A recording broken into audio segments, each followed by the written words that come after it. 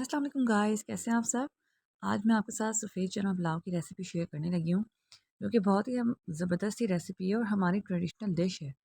और इसको जब भी बनाएं बहुत ही ज़बरदस्त सा फ्लेवर आता है इसका, और बार बार खाने को दिल करता है। तो आज मैं ये रेसिपी अपनी शेयर करने लगी हूँ आप लोगों के साथ, ताकि आप जल्दी से बनाएं इस रेसिपी को।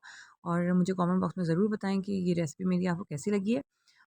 और अगर अभी तक आपने मेरे चैनल को सब्सक्राइब नहीं किया तो जल्दी से जाइए और कुक विद डैनी चैनल को जल्दी से सब्सक्राइब कर लीजिए, और बेल आइकन का बटन दबाना बिल्कुल भी मत भूलिएगा, ताकि मेरी आने वाली सारी रेसिपीज़ आपको बर वक्त मौसूल हो सके। तो आइए अब सफ़ेद चना पुलाव की रेसिपी को बनाना स्टार्ट करते हैं। सबसे पहले हमने एक पैन लेना है, उसके अंदर 1 कप ऑयल डाल देना है।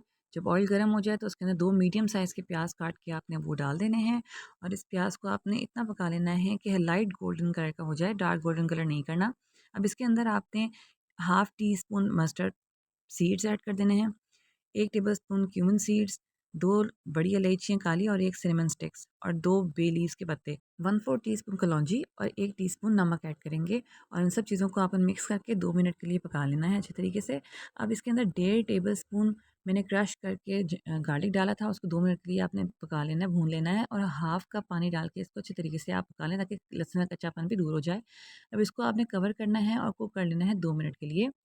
2 मिनट के बाद पानी में प्याज का कलर आ चुका होगा। अब इसके अंदर 2 मीडियम साइज़ के टमाटोज़ डाल देंगे, टमाटर डाल देंगे चॉप करके, और उसको अच्छी तरह से कुक कर लेंगे 2 मिनट के लिए, ताकि टमाटर हमारा सॉफ्ट हो जाए। अब इसके अंदर 1 टीस्पून मैंने रोस्टेड क्यूमिन पाउडर था, 1 टीस्पून लाल मिर्च पाउडर था, 1 टेबलस्पून मेरे पास रोस्टेड धनिया था पिसा हुआ, half tea spoon turmeric powder है, और 1 चिकन क्यूब डाल लें आप, या 1 टेबलस्पून चिकन पाउडर अगर आपके पास वो है तो वो डाल लें।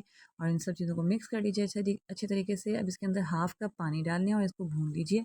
आपने 2 से 3 दफ़ा इसको भून लेना है और कवर करके उसके बाद 5 मिनट के लिए रख देना है।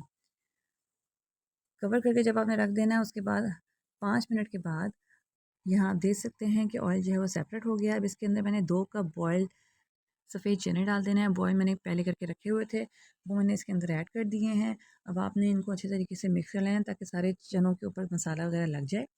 अब इसके अंदर मैंने 2 ग्रीन चिली डाल दी हैं दरमियान में से कट करके, ताकि इसका भी फ्लेवर अच्छा आ जाए। और इसके अंदर मैंने 4 ग्लास पानी ऐड कर देने हैं। 1 बाय 1 करके पानी आपने ऐड करना है। और जब तक पानी डल रहा है, अगर आपने मेरे चैनल को सब्सक्राइब नहीं किया तो जल्दी से जाके सब्सक्राइब कर लीजिए। और इसके बाद आप मिक्स करना है इनको अच्छी तरीके से, और कवर करके आपने 5 मिनट के लिए रख देना है।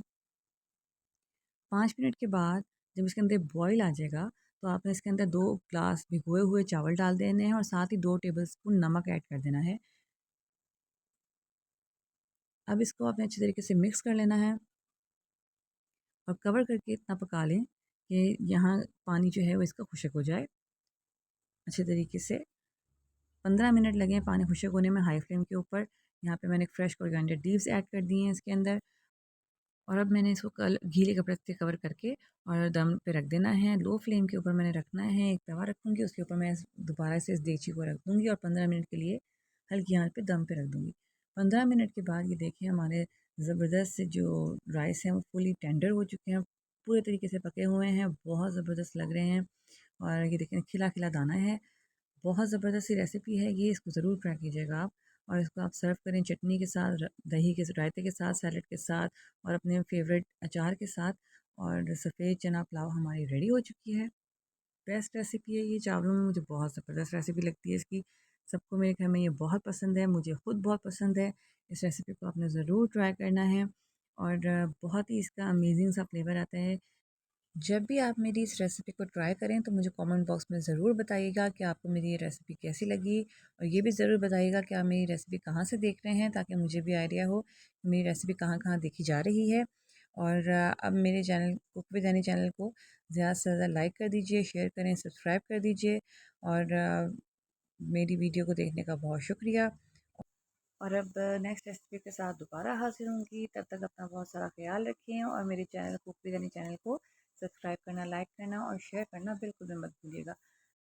अब जल्दी से जाइए मेरी रेसिपी को बनाइए और खाइए मज़ेदार किस्म की रेसिपी को। अल्लाह हाफ़िज़।